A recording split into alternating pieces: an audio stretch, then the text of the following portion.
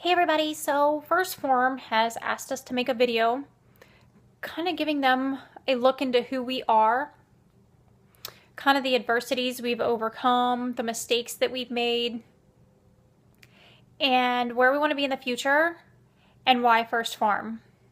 So if any of you have watched any of my YouTube videos, you've seen the backstory on me, but in case you haven't, I'm going to go ahead and give you kind of the Reader's Digest version of it. And that is, I used to be 265 pounds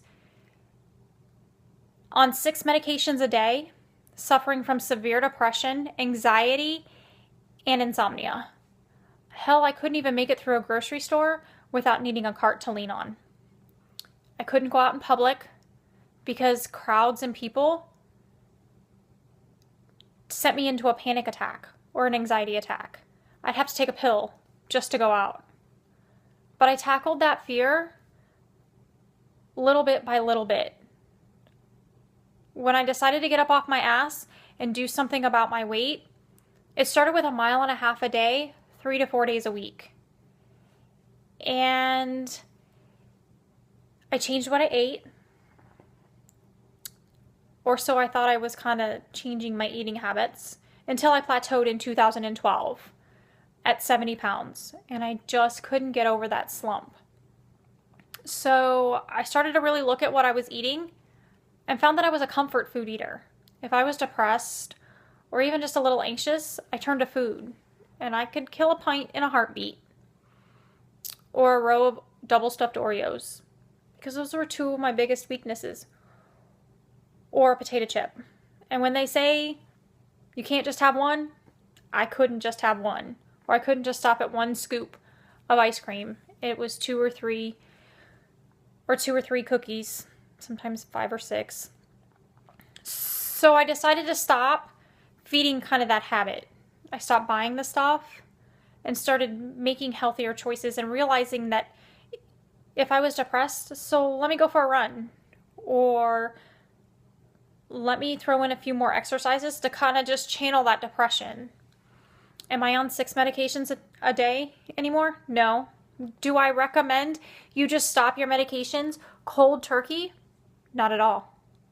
Because I work closely with a doctor with those.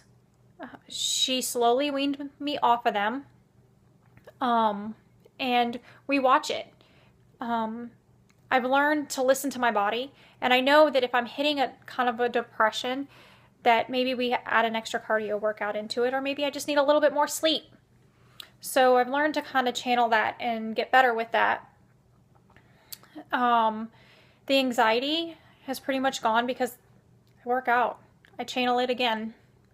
If you would have met me in 2011, we probably wouldn't even be having this conversation. I wouldn't even be doing this video. I wouldn't make eye contact. Hell, I wouldn't have even gotten on a roof and yelled, "I am Phorm." But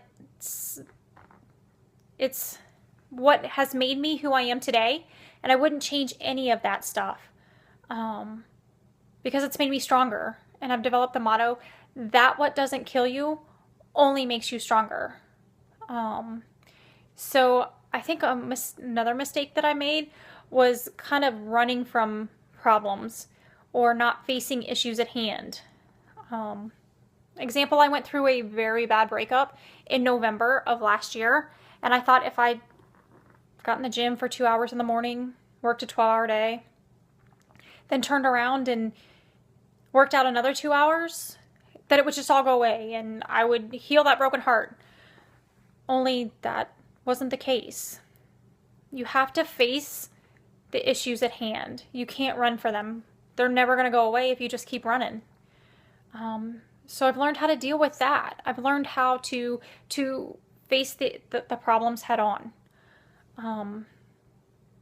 I've developed the you either like me or you don't like me. My confidence level has shot through the roof because I know I can do it. I'm the only one who could change it.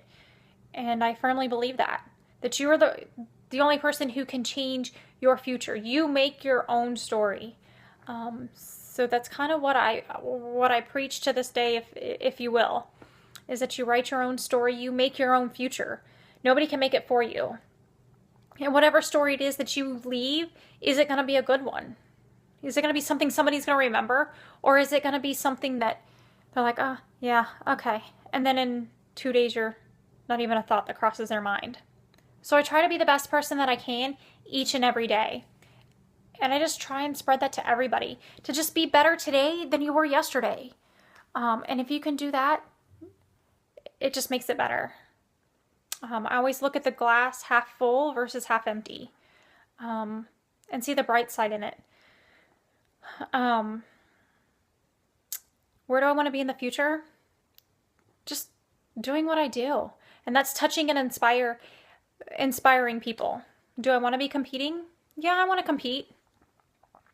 I'm competing in my first show, as you guys know.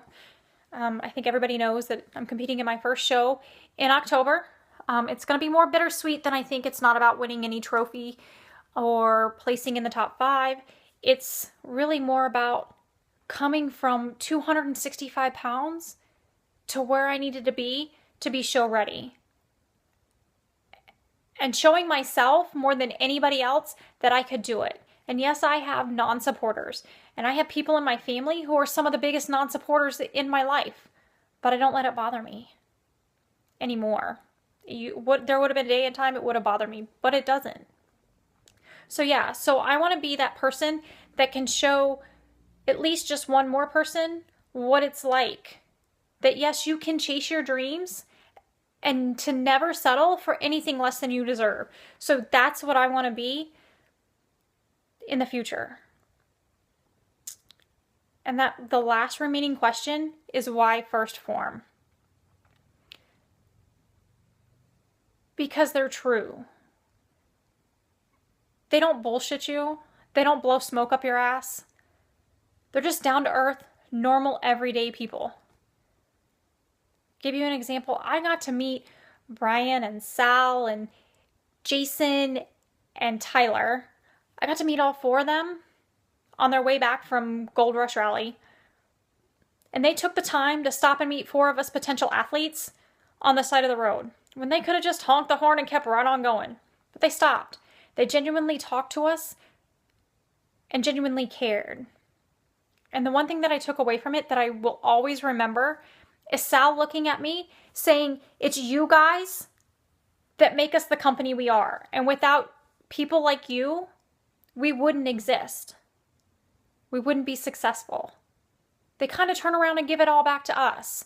Yeah, First Phorm likes their toys. Who doesn't? They're human.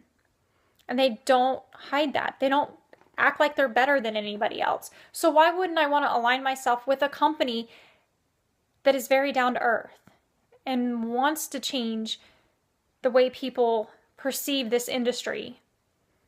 And that we're not just superficial, that we can be down to earth people, that we can be mothers of 3 children and work a full-time job and compete and balance it all. That I'm not in the gym 24 hours a day.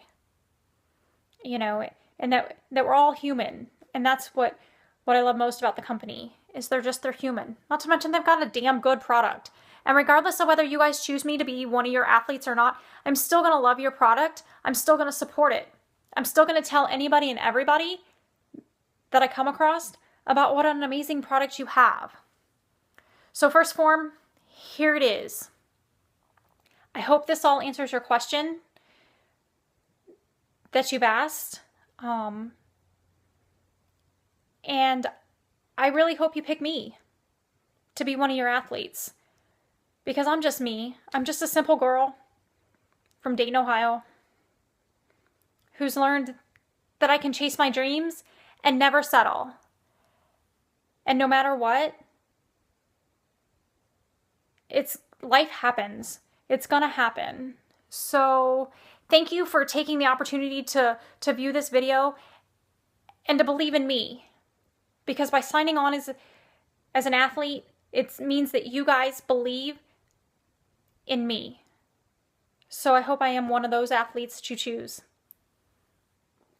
And have a great day.